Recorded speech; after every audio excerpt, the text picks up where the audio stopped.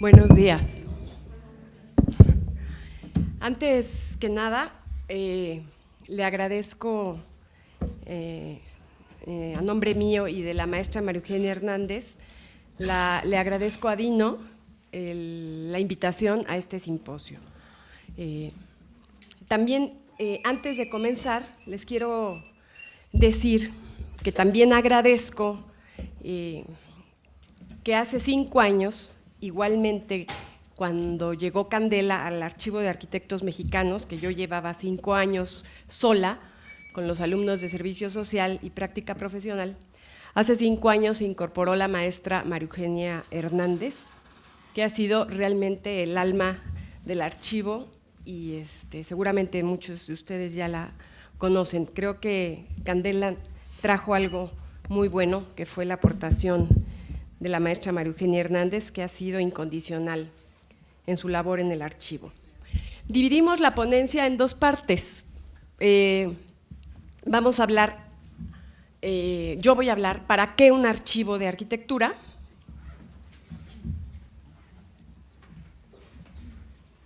Ahorita que se ponga el PowerPoint. ¿Para qué un archivo de arquitectura y para qué el archivo de Enrique de la Mora y de Félix Candela?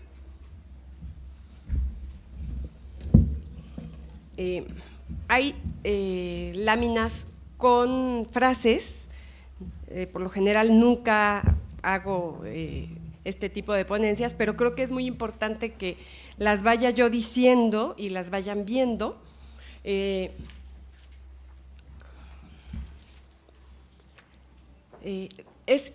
Voy a hablar del ideal de un archivo de arquitectura, para qué sirve y las potencialidades que tiene un archivo de arquitectura. La anterior,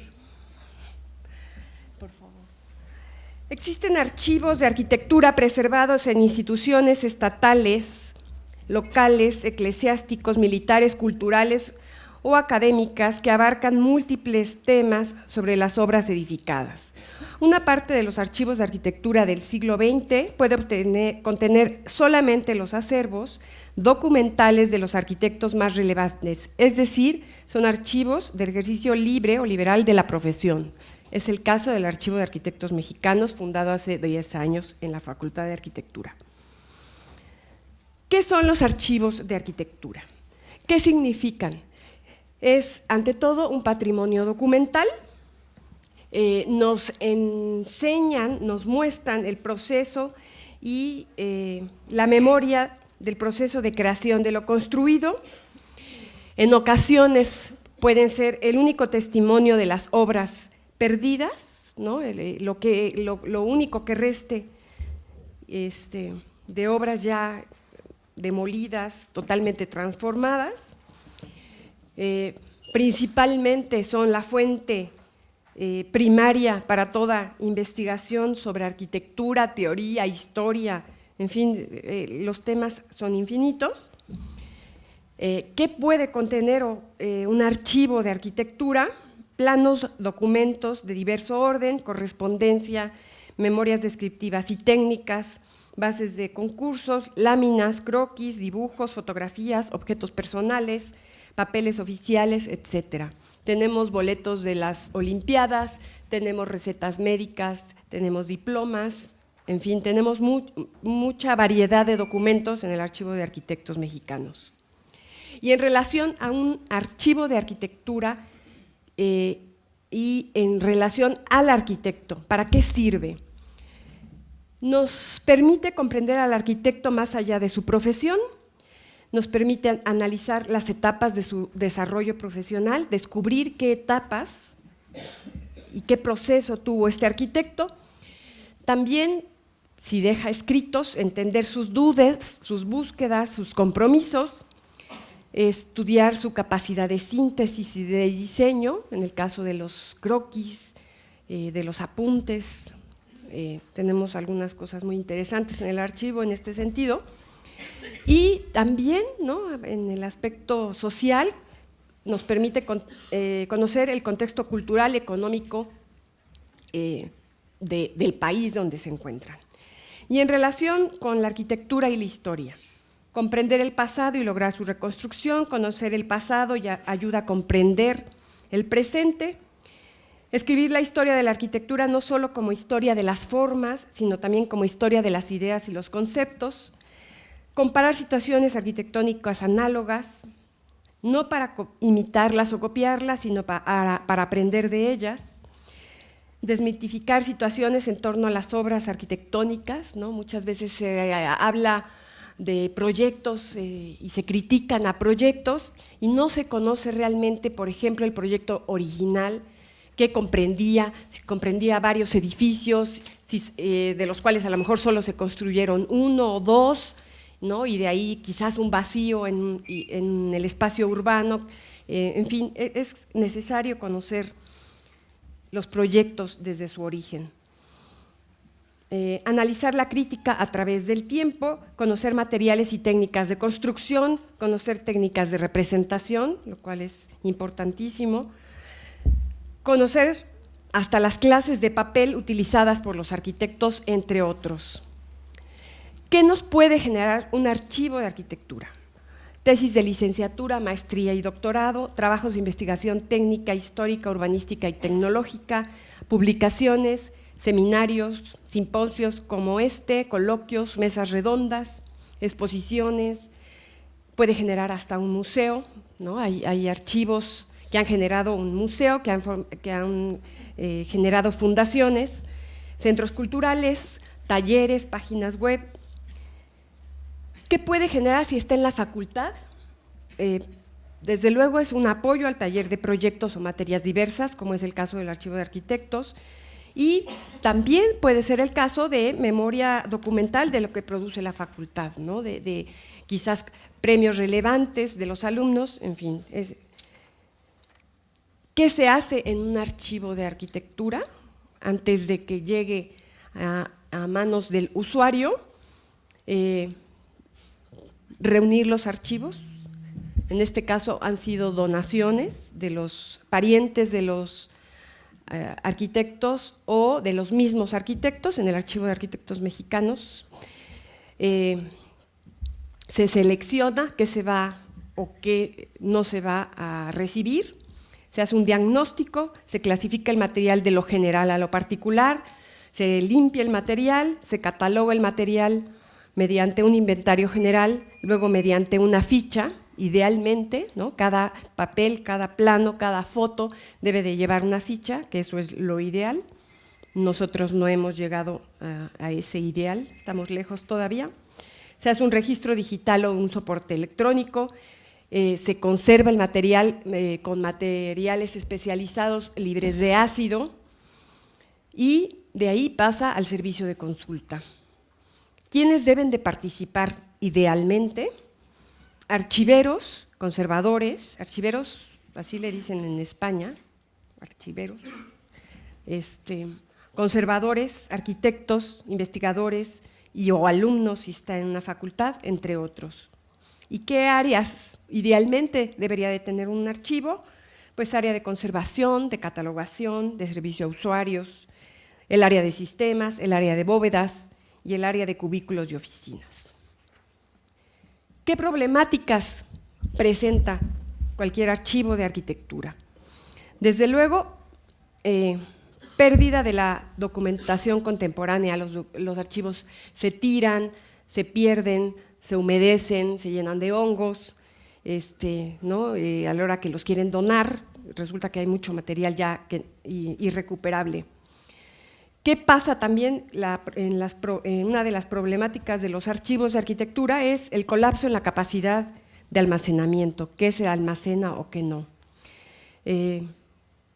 Tecnologías mixtas de representación, impacto de las nuevas tecnologías digitales, la problemática tan grande de la propiedad intelectual, la problemática de la reproducción de los documentos y desde luego normas de calidad de lo reproducido.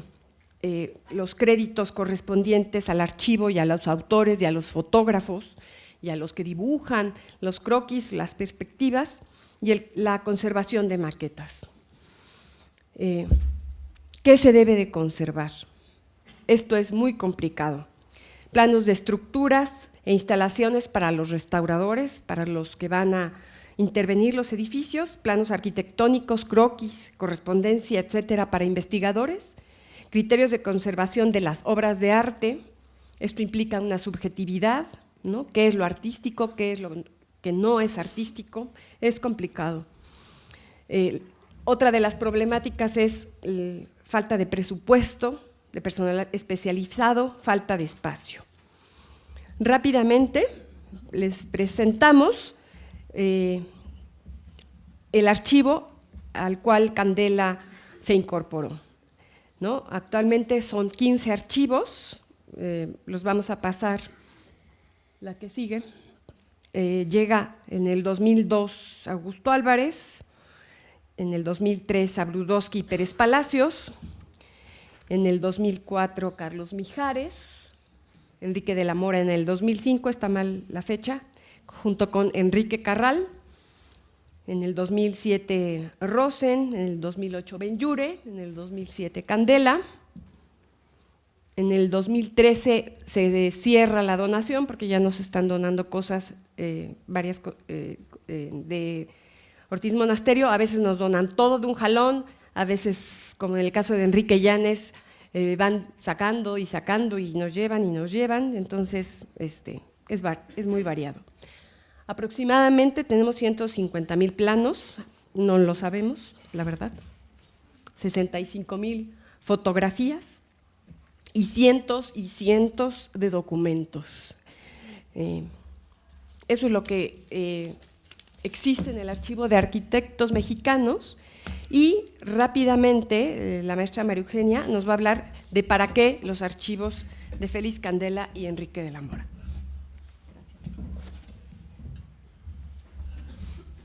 Bueno, muchas gracias. Buenos días a todos. Primero le agradezco a Lourdes los conceptos que vierte sobre mí, hasta me siento un poco sonrojada de que diga esas cosas. Lo agradezco verdaderamente muchísimo. Bueno, lo que les quiero comentar es que justamente mi llegada al Archivo de Arquitectos Mexicanos hace precisamente 5 años, de alguna manera se convierte para mí también en un motivo de celebración, de orgullo, porque una de las primeras tareas que me tocó hacer en el archivo fue precisamente recibir el archivo de Félix Candela, y conocí a Manolita, conocí a las gemelas, que por cierto les dije yo a ellas cuando las vi por primera vez, yo a ustedes ya las conocía desde que eran chiquitas, porque me tocó ver algunas fotos que ustedes verán de momento, ¿no? Entonces, bueno, ese día se recibió, se hizo la ceremonia de revisar esto. El estar en contacto con ese archivo, revisarlo previamente, me significó una experiencia muy particular. Y cuando les digo me tocó hacer eso, es porque precisamente ocurrió eso, me tocó. Es, entiéndase, casi como un touché, ¿no? Y a partir de eso me fue importante localizar las cosas. ¿Y qué encontramos ahí?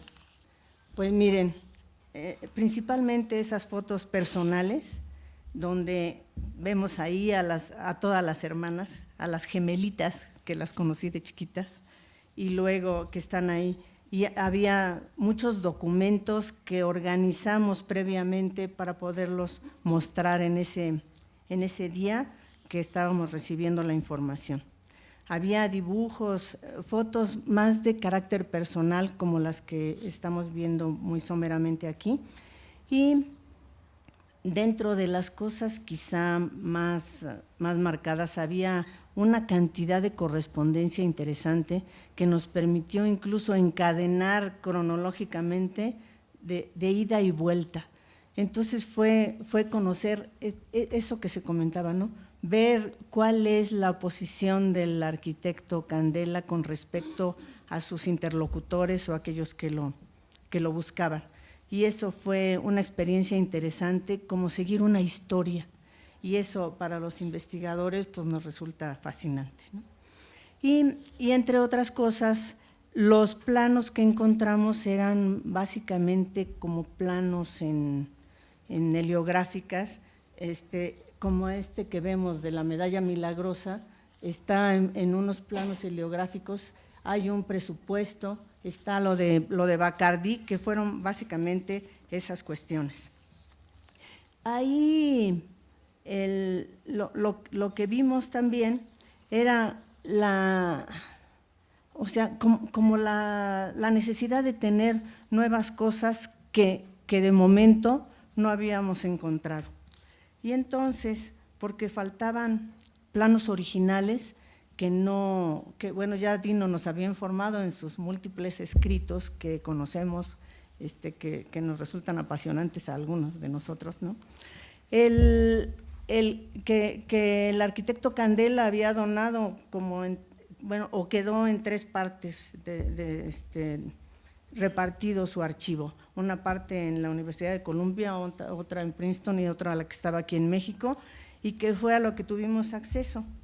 Y nos hacía falta como fotografías para conocer ese asunto, ¿no? Nos faltaban planos originales y fotos de las obras emblemáticas, tanto de él y que construyó con muchas otras personas. En ese sentido, su trabajo con Enrique de la Mora fue extraordinariamente fructífero. Y lo vimos nosotros, aunque ya estaba el archivo del arquitecto de la Mora aquí, se había traído desde el 2004, aquí tengo un error, ya estaba en el archivo, estaba muy guardado, de hecho ha sido un poco difícil manipularlo porque los planos originales están guardados en unos sobres para protegerlos mejor. Son planos originales que no los prestamos a los estudiantes, sino a aquellos que están como más especializados para investigaciones de mayor trascendencia. Y entonces llegó un día feliz de una conjunción importante que fue ese afamado 13 de junio de 2011, en donde el doctor González Pozo tenía en su poder una cantidad impresionante, más de 30,000 fotos, precisamente de la obra, perdón, de 3,000 fotos, de la obra de él y en muchos casos en gran cantidad con Candela. Y se hizo, desde ese momento empezamos a tener la posibilidad de documentar estas cuestiones, no solamente con los planos, sino ya hasta con los procesos constructivos que los tenemos perfectamente documentados. Aquí vemos el Altillo, vemos incluso el edificio de la Bolsa de Valores, que en un principio lo que encontramos en el archivo de Candela fue estos 2 planitos en heliográfica que luego vimos que son los que él tuvo para hacer su análisis, su presupuestación, para entonces proceder a la construcción. Y después lo pudimos documentar con las fotos propiamente dichas, que son ya los procesos desde el interior y el exterior para poder revisar eso. Y entonces pudimos tener a mano también este despliegue. Miren ustedes, estos planos son originales del archivo del arquitecto de la Mora. Ahí se ve que están doblados, los pudimos, ahora tenemos un nuevo escáner que nos permitirá llegar a un proceso muy interesante de digitalización para proceder a conocer y a documentar con mayor amplitud lo que es la obra de él. Y bueno, seguimos viendo fotos importantes, que incluso tenemos fotos de autor, como fotos de Guillermo Zamora, del propio proceso de esta situación. Pero bueno, a mí, como parte de la coordinación ahí de apoyo técnico, bueno, desde el principio nos pareció interesante tener una especie de archivo de usuarios para saber por qué iban, de dónde iban y cuál era el motivo de su consulta. Entonces, eso nos permite ver con nuestro registro de usuarios quiénes son los arquitectos más taquilleros, pero en este caso me dediqué a revisar, a ver, ¿para qué buscaron los de Candela y de la Mora? Una curiosidad interesante es que a partir de tener el archivo del arquitecto Candela, la búsqueda de los proyectos de Enrique de la Mora fue mucho más intensa, y entonces esta situación se convirtió en un binomio perfecto, porque ahí entonces empezamos a ver quiénes llegaban, principalmente nuestros alumnos, ¿no?, de aquí de la Facultad de Arquitectura, pero luego venían de otras universidades, de otras facultades, y bueno, aquí tengo marcado de ingeniería, pero incluso de filosofía y letras, de investigadores que hacen maestrías o doctorados, algunos hasta llegaron tenemos hasta títulos de estas tesis, ¿no?, que tienen ahí. Y bueno, en mucho de la especialidad de encubiertas ligeras, como lo podemos verdaderamente imaginar, que están involucrados en este análisis de este tipo de estructuras. Y entonces, ¿para qué se han consultado, ¿no? Nuestra pregunta aquí de esto, ¿para qué los archivos de Candela y de Enrique de la Mora? Entonces, se ha utilizado para el apoyo a la investigación de programas de posgrado, que fue muy importante, Arquitectura y Exilio, las tesis de licenciatura, de maestría, y bueno, nos buscan muchos estudiantes que van a hacer sus presentaciones para sus clases de teoría o de historia. En el caso de construcción es fundamental.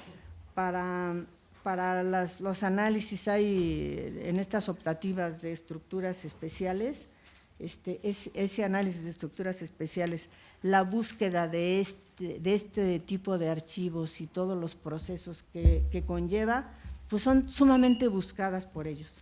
Para su clase de geometría, muy bien. Y en esto de las publicaciones tiene una función muy importante.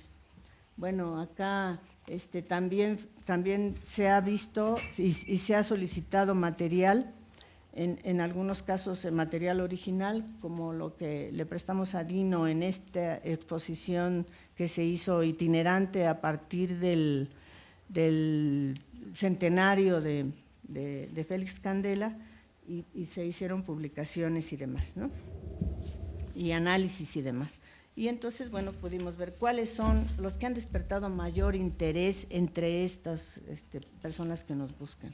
Está la planta Bacardí quizá en primer lugar, el de Nuestra Señora de la Soledad en Madrid, porque de hecho tenemos el proyecto ejecutivo completo en planos originales que está en el archivo del arquitecto de la Mora, y ese es un lujo que tenemos aquí. Igual pasa con el Altillo, propiamente para lo que es específico del arquitecto de la Mora en La Purísima, que fue también una iglesia trascendental, la iglesia de San Lorenzo y la iglesia de la Medalla Milagrosa, que es de donde Candela se hace presente como el único proyecto que ha visto. Y entonces, bueno, básicamente es eso, ¿no?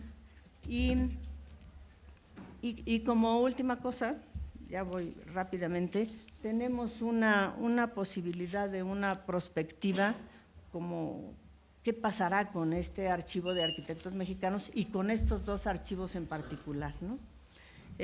Sabemos que las consultas de ellos dependen en gran medida de la demanda de aquellos que buscan información, y para lo cual está abierto, y es una especie de comercial que está abierto de lunes a viernes, de 10 a 14 horas, y que siempre serán bienvenidos, que nos encanta atender a nuestros visitantes. Y la otra es que tenemos el proyecto de hacer una exposición homenaje para el arquitecto de la Mora para el próximo, no sé si será trimestre o eso. Y les queremos dar solamente una probadita de las cosas maravillosas que tenemos ahí. Son estos y esto más. Y bueno, y solo para finalizar, sabemos que el trabajo que se hace en el Archivo de Arquitectos Mexicanos está hecho con las manos de nuestros estudiantes de servicio social y de práctica profesional, y a ellos les queremos hacer un agradecimiento extensivo por este medio. Y muchas gracias. Ya me pasé.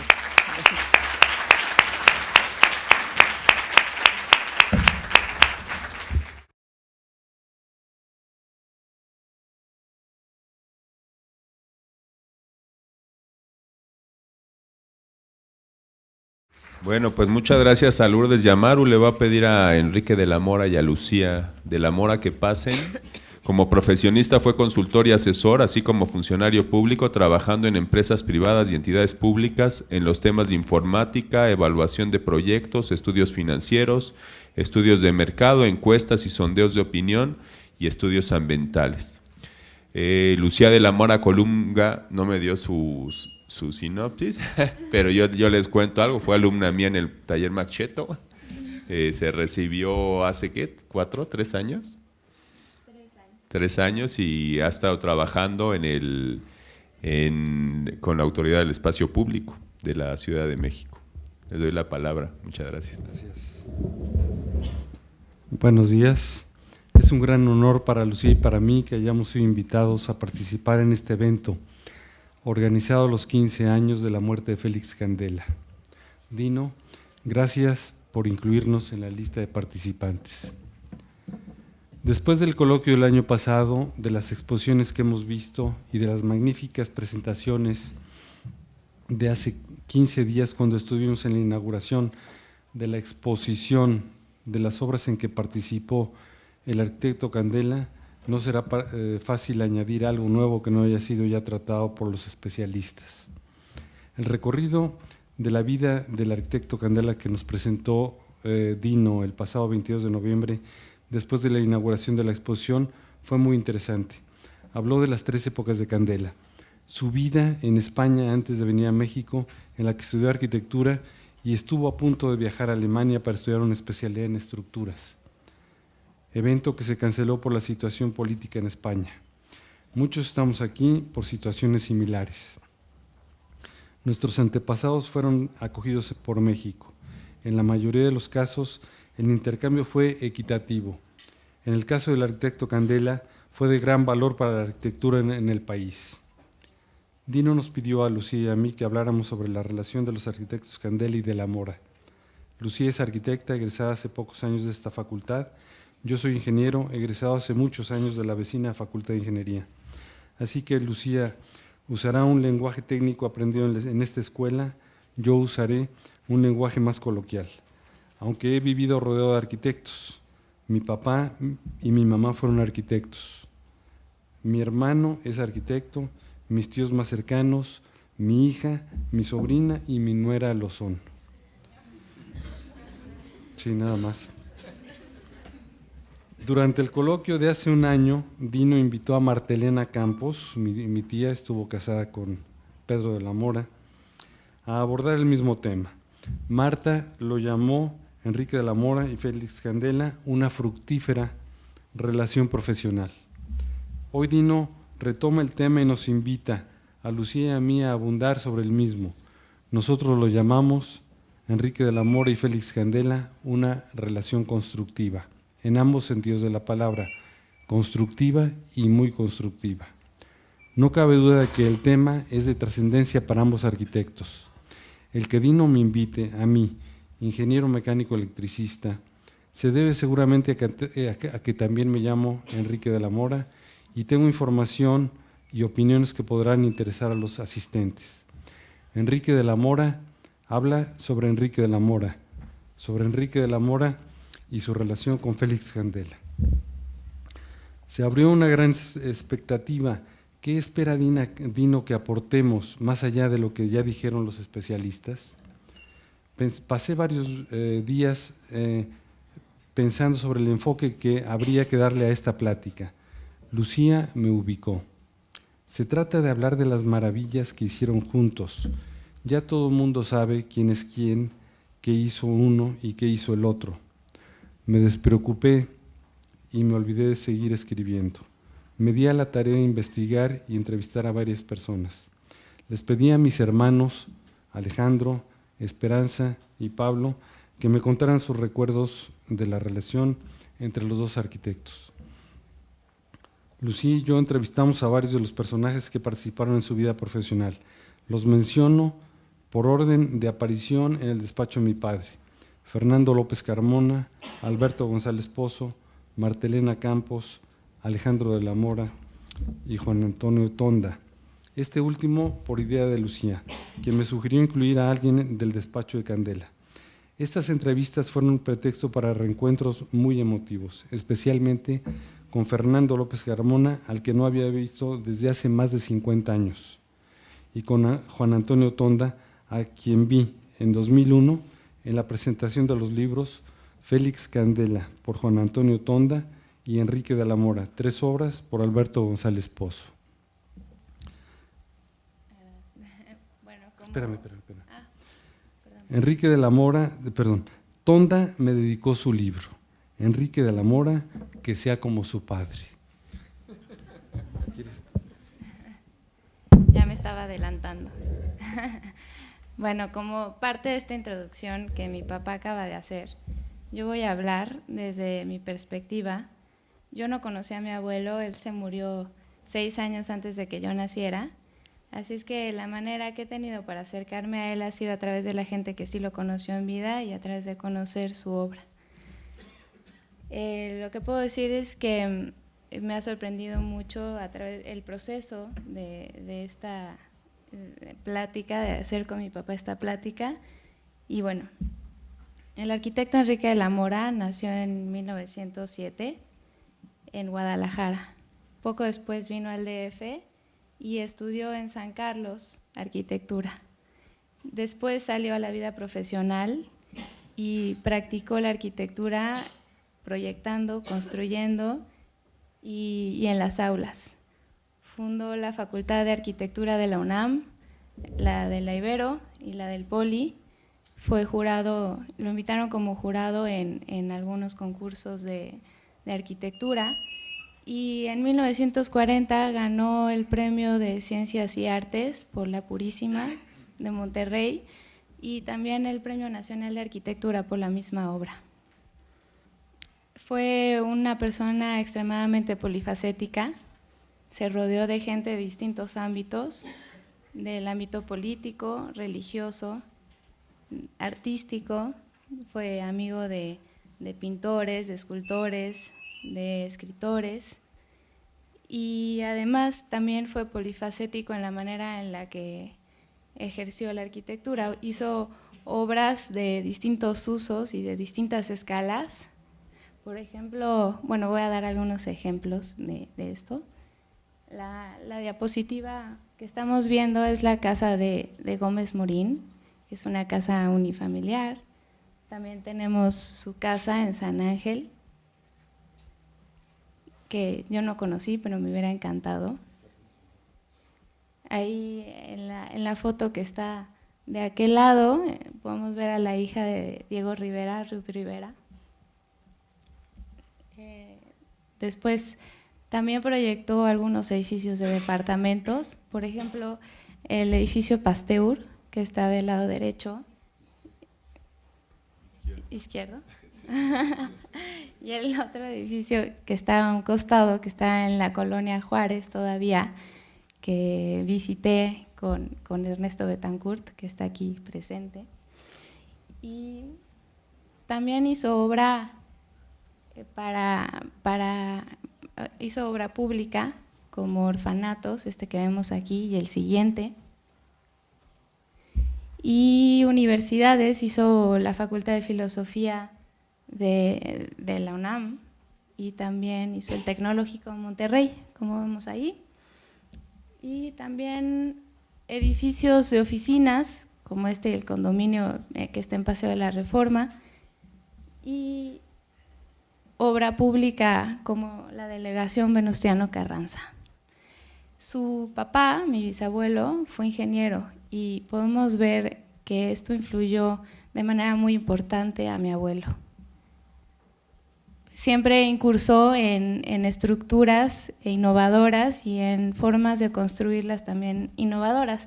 Esta que vemos al principio es el edificio de Seguros Monterrey, que fue el primer edificio que se sostiene en 2 columnas, que tiene traves en la parte superior y todo el edificio está colgado de estas traves. El siguiente es el condominio del que ya hablé anteriormente, el condominio en el Paseo de la Reforma, que tiene la estructura en la fachada, con lo cual permite que las plantas sean libres. El edificio de la Delegación Venustiano Carranza, que tiene unas traves de donde cuelga la fachada. El edificio de Seguros Monterrey de Guadalajara, que colaban los muros a nivel de calle en la planta baja y después con gatos hidráulicos los iban subiendo, de manera que se construyó en un tiempo récord como de 10 días. Exactamente. Y obviamente el tema que venimos a ver en este momento, que es el tema de las cubiertas ligeras que exploró con Félix Candela y con quien formó un grupo de trabajo muy interesante, gente muy capaz, que dio lugar a esta nueva liturgia de la Iglesia mexicana, que fue explorada por los intelectuales, por el clero intelectual de aquella época. Ahora le regreso la palabra a mi papá para que nos cuente sobre este equipo de gente capaz, a través de sus recuerdos y a través de las entrevistas que hicimos juntos. Retomando el tema de la relación de Enrique de la Mora y Félix Candela, les comentaré la parte sustancial de las entrevistas que realizamos. Visitamos a Fernando López Carmona en su casa de Querétaro, personaje de 91 años. Entrando vimos la foto de Carmelina, su esposa, de la que me acordé con cariño. Nos platicó de su temprano interés de ser arquitecto. En 1942, estando en la preparatoria de San Ildefonso, entró al despacho de arquitectura del arquitecto Enrique de la Mora, inicialmente encargado de ir a comprar los cigarros, según bromea. Cuenta que en la primera entrevista, el arquitecto de la Mora le pidió que dibujara una parábola, una elipse y reprodujera una línea curva. El arquitecto de la Mora estaba buscando la curva que resolvería en forma adecuada las bóvedas de la Purísima de Monterrey. Esta no sería la única vez que abordarían temas muy parecidos. López Carmona conoció la Purísima el día que la consagraron, aunque estuvo encargado de la obra desde el despacho. Siendo jefe de taller, conoció varias épocas del despacho y muchas obras de las que se realizaron. Nos platicó del Hospital General de Guadalajara, de la iglesia de San Luis Gonzaga, construida mediante un paraboloide de revolución. Una memoria sorprendente. Habló de Leonardo Sebart, constructor y calculista connotado muy cercano al despacho. Habló de Candela, que venía tratando de hacer cascarones al mismo tiempo que se hacía en el despacho de la Mora. Los principios con que se hizo San Luis Gonzaga, comentó, son los mismos con los que se hacen los cascarones, solo que estos se hacen de concreto, no de ladrillo. Cuando surgió el proyecto de la Bolsa de Valores, se volvió a plantear el problema y se logró con éxito, ya con un cascarón de concreto. Lo difícil de estas cosas era entender la geometría y saber la mecánica de las estructuras. Preguntamos, ¿cómo llegó Candela con ustedes? Estábamos tratando de encontrar la solución de la Bolsa de Valores. Ya teníamos la forma y la intersección de dos paraboloides hiperbólicos. Propusimos reproducir el crucero de la Purísima, pero ahora sin las nervaduras innecesarias que los ingenieros dejaron en la Purísima. Teníamos el ofrecimiento de una empresa constructora para hacer las bóvedas, pero se negaban a calcularlas. Un dibujante del despacho, Saúl Romero, dijo que había un gachupín que hacía esas cosas. Lo llamamos, preguntó, ¿es una bóveda por arista? La construimos. Candela no había hecho antes una bóveda por arista con paraboloides hiperbólicos. López Carmona comentó en este punto: el arquitecto de la Mora era mi maestro. Tu padre y Candela se llevaban en forma excelente. ¿Cómo era el trabajo entre mi papá y tú? Yo era un chambero en la oficina de tu padre. Bueno, tu padre me hacía el favor de decir: usted es la autoridad aquí. Por último me dijo: el primer premio de arquitectura en México se lo dieron a tu padre por la Purísima. El arquitecto López Carmona fue un colaborador muy reconocido y muy apreciado por el arquitecto de la Mora. Fue jefe de taller desde el regreso de la inauguración de la Purísima.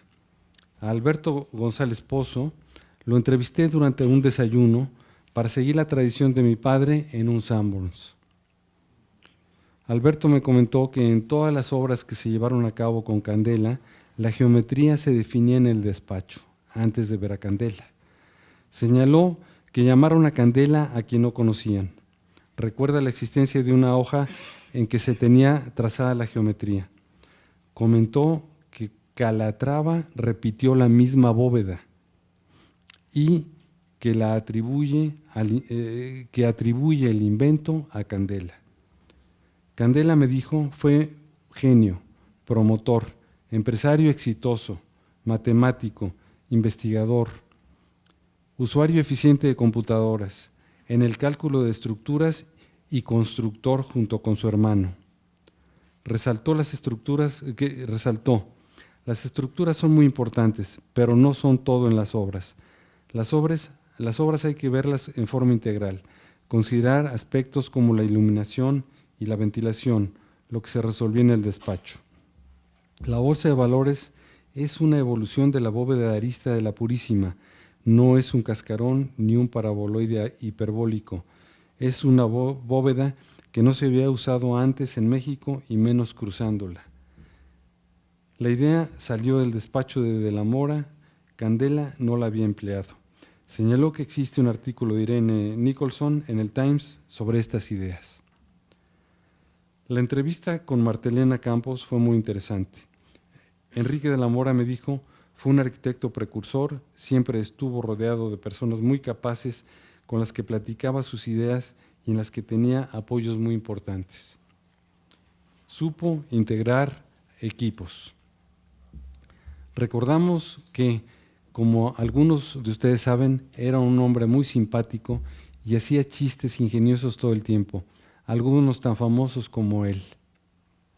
Martelena comentó que el arquitecto de la Mora fue a Bacardí en varias ocasiones a supervisar la construcción de la obra del arquitecto Candela, que ya no estaba en el país.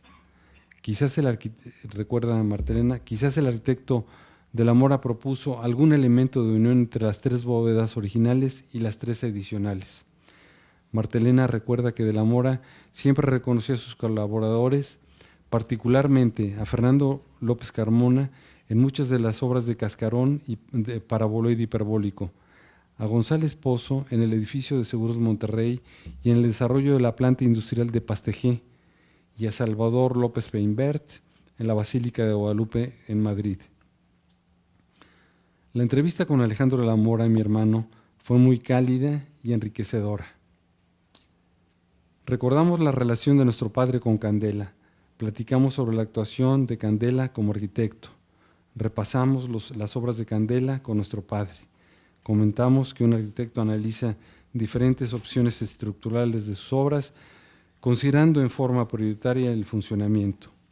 Platicamos sobre la importancia de contar con un equipo interdisciplinario en un despacho. Los dos coincidimos en que nuestro padre siempre reconoció a sus colaboradores. La entrevista con el arquitecto Juan Antonio Tonda fue muy emotiva. Entró a trabajar con Candela en 1935, 2 años antes de terminar la Bolsa de Valores. Comentó que las patas de la bolsa presentaron problemas seguramente porque no es totalmente cuadrada. En esos casos es difícil equilibrar los esfuerzos.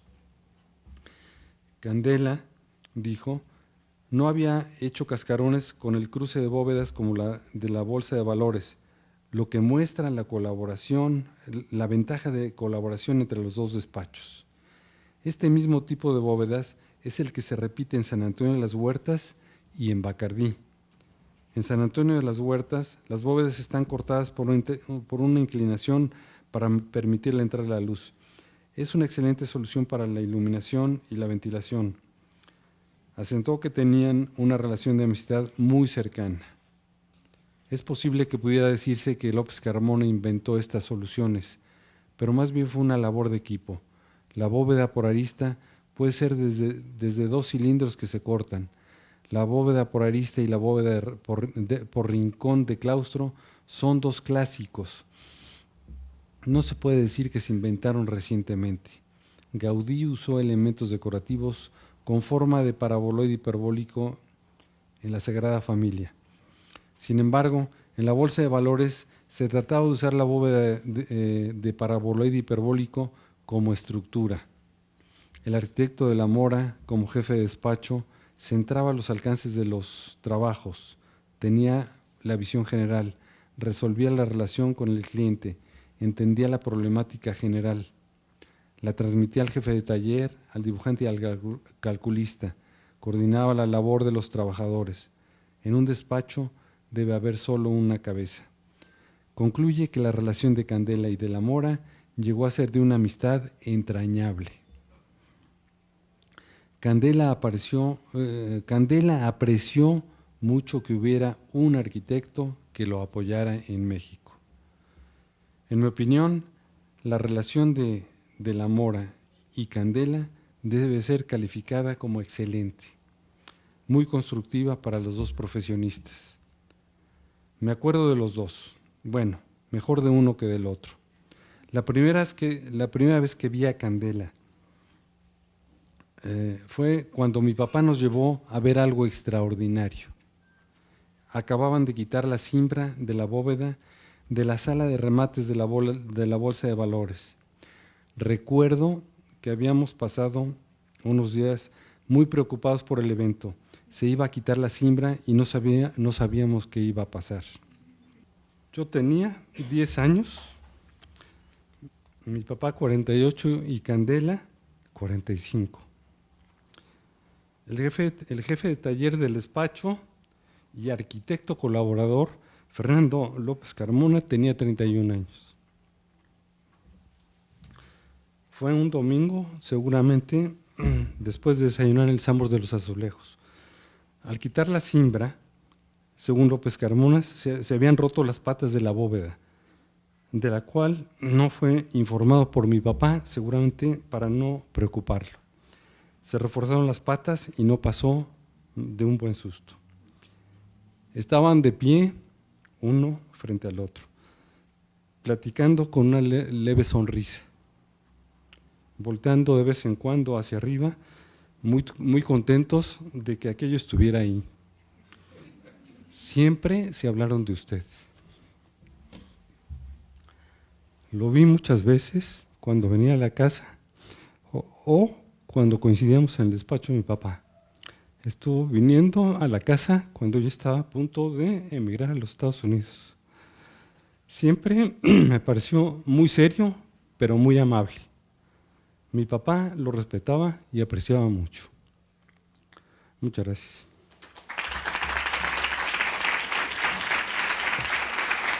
Muchísimas gracias a Enrique y a Lucía por esta magnífica ponencia.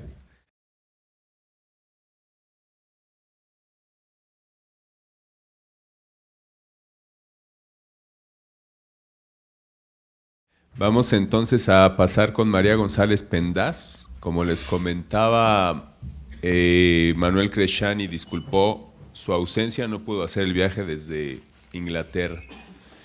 María González Pendaz es arquitecto e historiadora que trabaja sobre relación entre arquitectura e ideologías políticas. Es graduada por la Escuela Politécnica de Madrid y ha trabajado en varios estudios de arquitectura en Madrid y Chicago.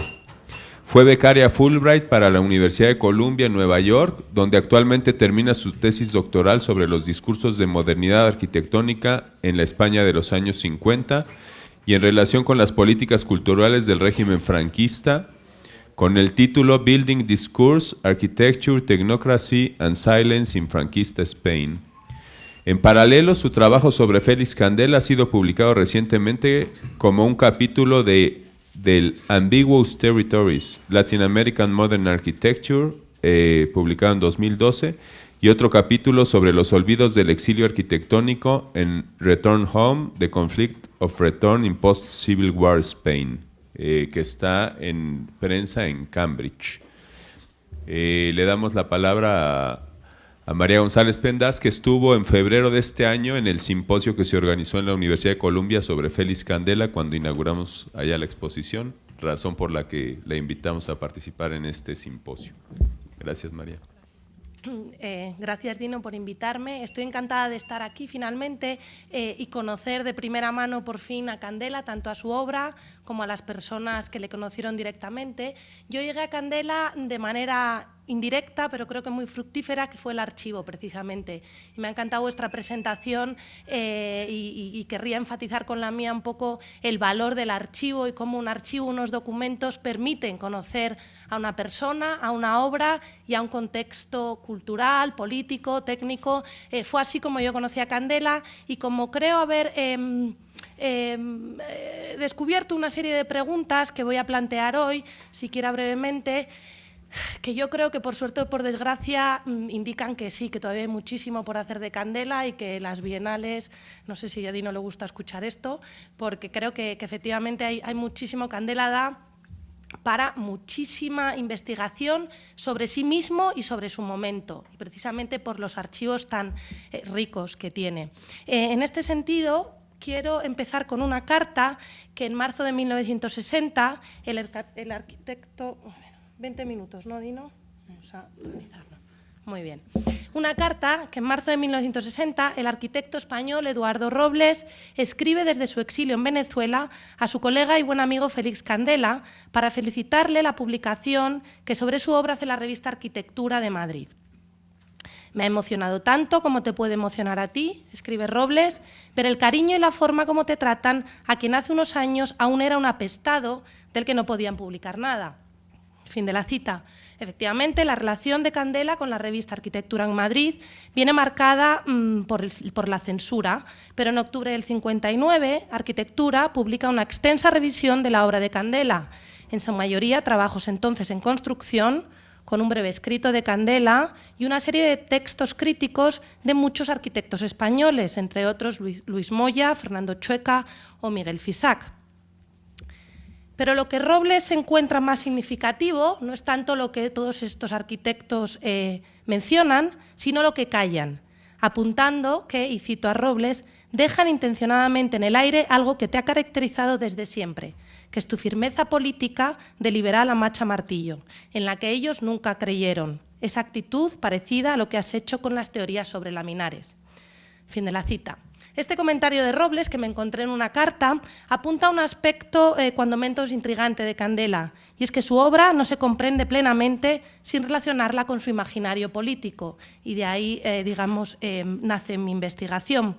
El hecho de que este aspecto político y discursivo de Candela esté callado o silenciado en las páginas de Arquitectura sorprende poco, por supuesto, ya que es parte de las estrategias de censura y control cultural e ideológico del régimen franquista, que Candela, como ya sabemos, luchó y escapó en el 39. Pero este aspecto está un poco explorado, desconocido, en mi opinión, en las interpretaciones críticas de su obra, en favor, por supuesto, de los aspectos técnicos y estéticos que son tan excepcionales en su obra.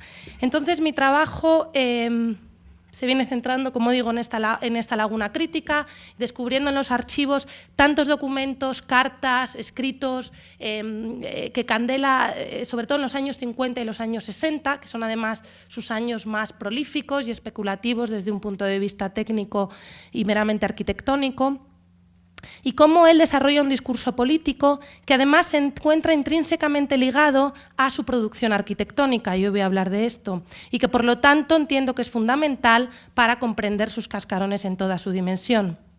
Es decir, al conocer el discurso político de Candela y su énfasis por comprometerse con su momento, sus cascarones espero que se nos presenten en otra dimensión, la dimensión del orden sociopolítico que imaginan en sí mismos, la visión del mundo que estos cascarones y Candela, desde un punto de vista, pretenden alonjar, y que es una visión, en el caso de Candela, eminentemente utópica. El concepto de utopía lo utilizo en Candela tanto de manera literal, sin topos, sin tierra, hay un componente de su relación con el territorio muy importante y el rechazo del territorio, y también utopía en el sentido dado a través de la historia de la arquitectura a las visiones universalistas, renovadores y tan criticadas de los modernistas más acérrimos, desde Hannes Mayer hasta Le Corbusier. Entonces creo que Candela, con su discurso político, aparece como un modernista, aunque sus formas a veces puedan parecer lo contrario, un modernista de los más creyentes, digamos. Entonces, lo que me gustaría es comenzar a desmontar la imagen de Candela y del arquitecto en general como una figura pragmática, como arquitecto constructor de oficio de humildes aspiraciones intelectuales. En sus escritos, cartas y charlas de los años 50 y 60, Candela no solo se dedica de manera incansable, y estos son algunos de esos documentos, de manera incansable a posicionarse en el foro público como un pensador, que le lleva a unirse a grupos activistas del exilio republicano español, sino que desarrolla un modelo geopolítico muy particular que nace de nuevo directamente de su manera de entender la arquitectura. De ahí el título de mi charla, Cascarones para un mundo nuevo, ese mundo que Candela también articuló desde el punto de vista de los discursos. Y simplemente, bueno, quiero volver a mencionar cómo esta imagen de Candela, el pensador, el intelectual y el político, aparece en el archivo de una manera muy potente. Yo he consultado el archivo de Avery, pero después de vuestra charla me apetece mucho ver lo que hay aquí, porque también en Avery hay muchas lagunas. Y creo que esas lagunas también dicen mucho de Candela. ¿Qué decidió dejar en México? ¿Qué se decidió llevar a Nueva York? Y si estas decisiones fueron accidentales o tenían que ver con su proyecto en el momento dado. Es curioso que en los años 90 Candela rechaza toda esta faceta suya de político, intelectual, dice que nunca tuvo aspiraciones utópicas, habla mucho de yo soy constructor. Eso lo dice en los 90, que es cuando empieza a distribuir sus archivos. Sin embargo, los materiales, los papeles nos hablan de otras inquietudes que tenía Candela en los 50-60. Entonces, me parece muy interesante ver esas relaciones entre los diferentes archivos. Otro aspecto importante o relacionado es que esto lo que nos permite es entender cómo Candela fue muy consciente de la dimensión política de la arquitectura, de la tecnología, y que reconoció las maneras, a menudo oblicuas, en que tanto el trabajo técnico como los objetos tecnológicos, es decir, sus cascarones, implican o llevan dentro de sí un modelo social, político y económico, que a su vez revierte en una estética determinada. Y creo que ese es un importante legado para seguir explorando hoy, sobre todo hoy en día, que en muchas escuelas de arquitectura y en muchos contextos el arquitecto está muy centrado en aspectos tecnológicos y la faceta intelectual y humanista se deja de lado. Candela en un momento en los 50 fue muy consciente de la relación entre los dos y esto es lo que le revierte a este discurso del que voy a hablar. Bueno, estas son las publicaciones en las que él estuvo comprometido en los años 60 y de las que vamos a hablar en más detalle mañana en el Ateneo, que tenían que ver con el exilio republicano en México. Pero me voy a centrar en una serie de ideas que él lanzó a finales de los 50. El imaginario político de Candela lo divido en tres fases. Los años 50, que es cuando él desarrolla una visión más utópica, de una manera más independiente, y que, digamos, tiene su punto álgido en el 59, de lo que voy a hablar ahora. En los 60, que se compromete directamente con el exilio español y escribe en muchas revistas, tiene mucha correspondencia con los diferentes grupos de los republicanos por todo el mundo. Y luego, a partir del 69, donde toda esta actividad parece terminar, coincidiendo precisamente con su vuelta a España, su viaje a Estados Unidos y el fin un poco de su periodo más especulativo de construcción. Y creo que es importante señalar la coincidencia de estos momentos. Pero en el 59 da una conferencia en el Ateneo que creo que es importante y empieza esta conferencia diciendo que de lo que quiere hablar es de política, y lo dice muy claramente. Y dice que lo quiere hacer pero de una manera nueva, y lo relaciona con su actitud como proyectista. Y cito a Candela. Dice: escribir, proyectar, crear en una palabra no tiene otra alternativa, ni otro camino. ¿Por qué no hacer lo mismo en política? No hay que mirar hacia atrás con nostalgia, sino hacia adelante. Esta lucha contra las nostalgias es fundamental para su obra y para su discurso. En el 59 lanza esta idea que él tiene, que es su modelo, su tesis panamericana. Él de lo que habla es de formar una nueva federación panamericana en la que España y Latinoamérica establezcan una nueva relación cultural, económica, política, que permita desbancar, por supuesto, el régimen franquista, pero también renovar Latinoamérica. Entonces, su modelo es eminentemente renovador, como lo es su arquitectura, y se basa fundamentalmente en el rechazo a las estéticas y las políticas regionalistas o identitarias, especialmente aquellas lanzadas por Franco, pero también a las nostalgias que invaden los discursos del exilio. Y él habla de la vergonzosa propaganda de la España de sacristía y pandereta que circula por el mundo. Entonces, tanto su política como su obra creo que hay que entenderla en ese contexto. Candela habla de una cuarta España en aparente alternativa a la tercera España de Ortega y Gasset y propone la creación de una federación panamericana que nace de la unión de España con Latinoamérica. Esta nueva superpotencia tendría un gobierno unificado y un ideal común, dice, centrado en una identidad metalatina que ha de construirse basada en una historia y un idioma común. Él lo llama universal, pero lógicamente es el español. Lo que pasa es que es importante entender que él pensaba en esta nueva federación, en esta unidad geopolítica, con aspiraciones globales y universales. Es decir, sus aspiraciones no son meramente españolistas. Esta nueva superpotencia para Candela no solo serviría para desbancar el régimen franquista y renovar Latinoamérica, sino que también tiene aspiraciones globales y vendría a dar la alternativa y resolver el conflicto bipolar de la Guerra Fría, al que Candela hace referencia muy explícitamente. En una carta a Matilde Zelay, que fue una de sus sparrings más habituales para el discurso político, él dice: no me canso de declararme español, pero no me importa ser español de México, porque estoy convencido de que el porvenir de España, su próximo renacimiento, está en estos países hispanos de América. No sé por qué me ha entrado la creencia de que constituyen la base de la próxima gran potencia, de que tan necesitado está el mundo, que se desespera bajo el estúpido dominio de los dos países más obtusos y materialistas. Antes de discutir con un poco más de detalle este modelo geopolítico que se basa en esta revisión de la relación de España con Latinoamérica, quiero introducir ya el problema de la relación entre ideario político y arquitectura. Es decir, no es solamente saber que esto existía en Candela, sino entender cómo su arquitectura depende o dependía de este ideario. En la charla que da en el 59, Candela nunca acaba de establecer la relación de una manera explícita, más allá de una cuestión de actitud, es decir, de cómo tanto en arquitectura como en política dice llevarse por una actitud crítica frente al status quo y un idealismo. En la historia de la arquitectura, la relación entre formas arquitectónicas e ideología ha demostrado ser cuando menos engañosa. Sabemos ya que las formas o los estilos no sostienen en sí mismas un ideario en concreto, que forma e ideología no son vinculantes y que los argumentos sociales de un arquitecto no han de tomarse siempre al pie de la letra. Sin embargo, y este es uno de los valores que el Candela de los 50 nos fuerza a admitir y a estudiar, uno no puede rechazar el escrutinio del paisaje social y político que todo discurso arquitectónico imagina en sí mismo, explícita o implícitamente. En el caso de Candela, esta relación arquitectura y política no se establece a través del campo estilístico o estético, como es más habitual, sino en torno a dos conceptos que el arquitecto Mazzari ya mencionó en su entrada, que son el de la técnica y el del territorio. Es decir, Candela no solo entiende arquitectura en relación a técnica, arquitectura en relación a territorio o lo que mencionó en términos de mexicanidad, sino también como elementos estructurales de sus ideas políticas.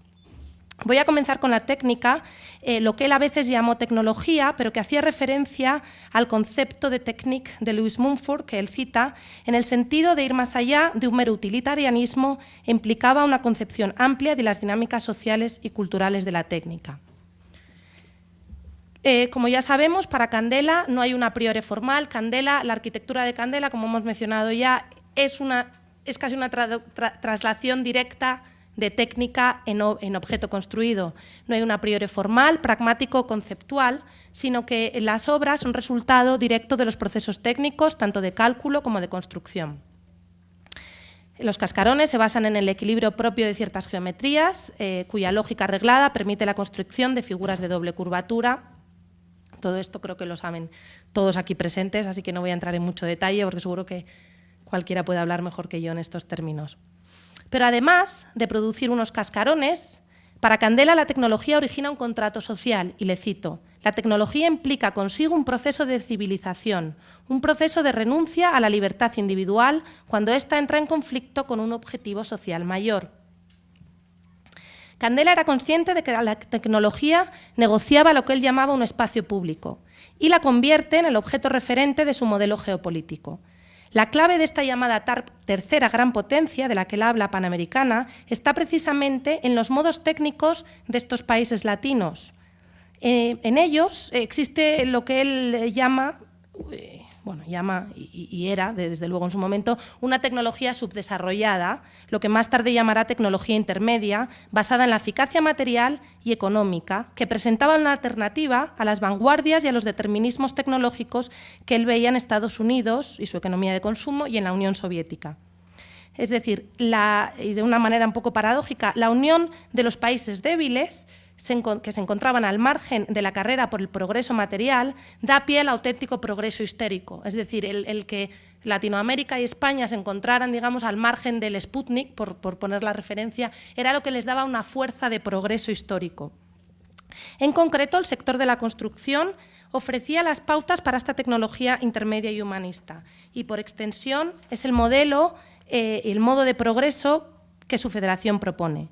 La arquitectura, al menos tal y como la conoce y practica en México en esos años, ofrece para Candela la posición subdesarrollada capaz de resistir y sustituir el proceso alienante de la industrialización rampante en Estados Unidos. Una posición de retaguardia en lo técnico es para Candela la ventaja, la posibilidad de otra modernidad que sacará, y estas son sus palabras, a los otros del callejón sin salida de la tecnificación. En el contexto de la posguerra mundial, Candela se une a un discurso muy sofisticado de la crítica dialéctica de la modernidad, que nos recuerda a Siegfried Gideon, que él menciona, a Louis Mumford o Jacques Ellul. La industria de la construcción no es solo referencia para el funcionamiento de su nueva federación, sino que sus cascarones materializaban estas visiones en sus valores fundamentales. Contra la cultura del consumo, él propone eficacia material. Contra el determinismo racional, él propone intuición. Y contra el materialismo, una industria humanista, como en un sector de la construcción cercano a la artesanía y a la técnica, pero en la que, y le cito a él, no se excluye al hombre, sino que le aporta instrumentos simples para que aligeren su labor. Es decir, él entendió o hizo bandera del humanismo que él veía en las maneras técnicas de su momento. En cuanto al concepto del territorio, me gustaría recordar que los cascarones de Candela son estáticos en sí mismos, en su calidad de geometrías abstractas y extensivas, de las que Candela aislaba un fragmento estable, y él solía decir que cuanto más alejado del vértice, más se aseguraba la estabilidad de la estructura.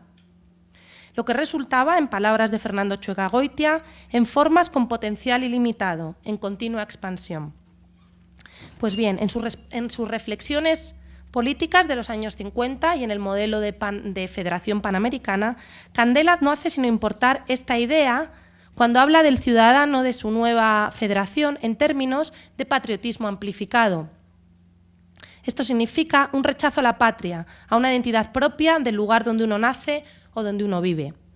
Hay un momento en el que Candela, y desde luego estás tú muy informado por su experiencia del exilio, del que vamos a hablar mañana, rechaza de una manera muy positiva y muy especulativa el concepto de patria y la necesidad de estar atado a un lugar y necesitar hacer de una arquitectura un proyecto identitario. Igualmente, aunque sus cascarones dependen sin duda de la tradición constructiva mexicana y de las condiciones económicas y sociales del trabajador en su momento, a nivel simbólico, los cascarones de Candela rechazan todo tipo de localismos. Candela caracteriza específicamente su proyecto como no regionalista, mientras que las culturas arquitectónicas de los 50 en México y también en España buscan una modernidad identitaria, y me refiero, por ejemplo, a las llamadas regionalistas de Juan O'Gorman o los ejercicios de Juan Antonio Coderch. Candela trabaja en la tabula rasa modernista.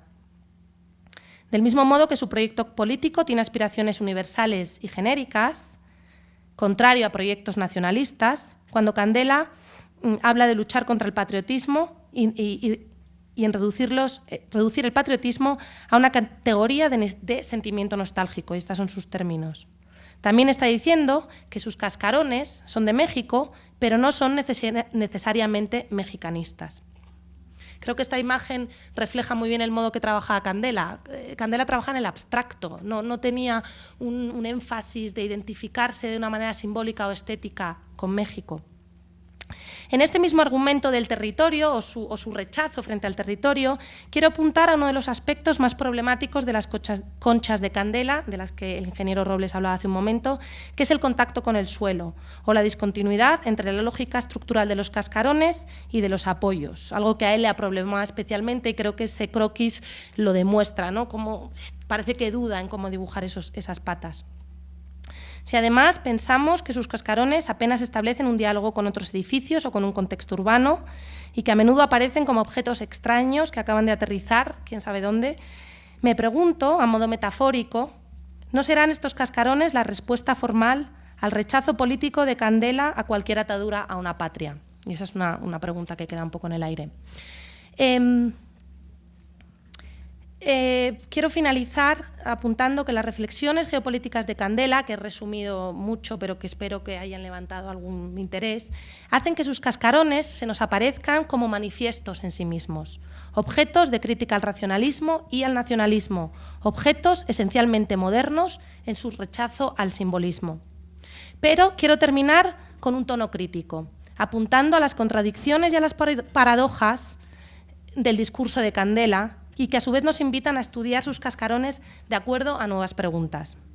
Fundamentalmente, para mí, surge la cuestión de hasta qué punto la retórica antinacionalista le impide a Candela mismo admitir el regionalismo implícito en su discurso.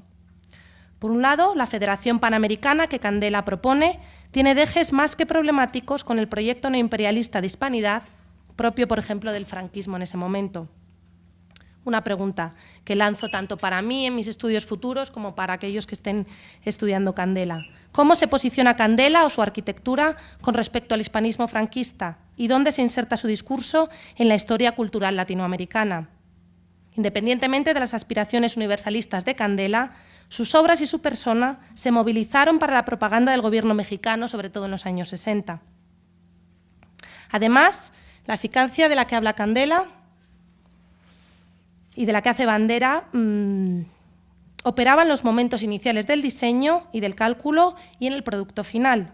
Pero el proceso de construcción de estos cascarones implicaba un despliegue material y humano extremo, exigiendo grandes cantidades de madera y de trabajadores no especializados.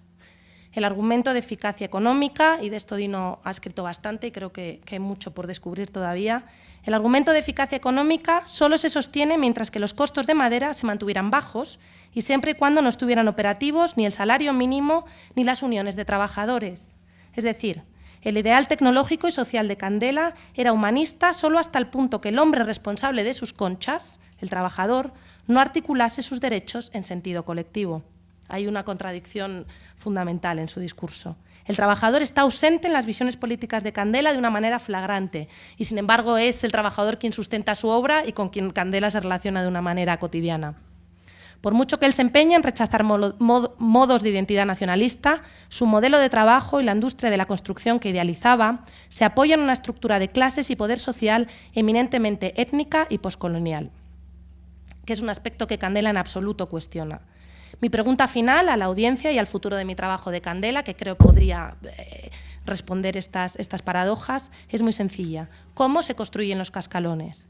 No me refiero únicamente a los procesos técnicos, sino a las dinámicas económicas, sociales y étnicas de este proceso. Y creo que las historias orales que han venido haciendo son fundamentales para empezar a descubrir cómo se construye, cuáles son las dinámicas sociales. Solo al estudiar estas varias facetas de la construcción en detalle y en relación, podremos establecer las implicaciones políticas de estos cascarones y de Candela mismo. Pero esto requiere una comprensión de la integración de la relación entre política y tecnología que ha venido diluyéndose en la historia y la disciplina de la arquitectura. Este proceso de disolución o de divorcio entre discursos técnicos y políticos, lo que también se puede denominar como la tecnocratización de la disciplina y la pérdida de la dimensión intelectual del arquitecto, que creo que sufrimos hoy en muchos diferentes contextos, es algo que no solo Candela reconoció con agudeza, al menos en los 50, sino que en sus momentos más quijotescos supo resistir bien. Gracias.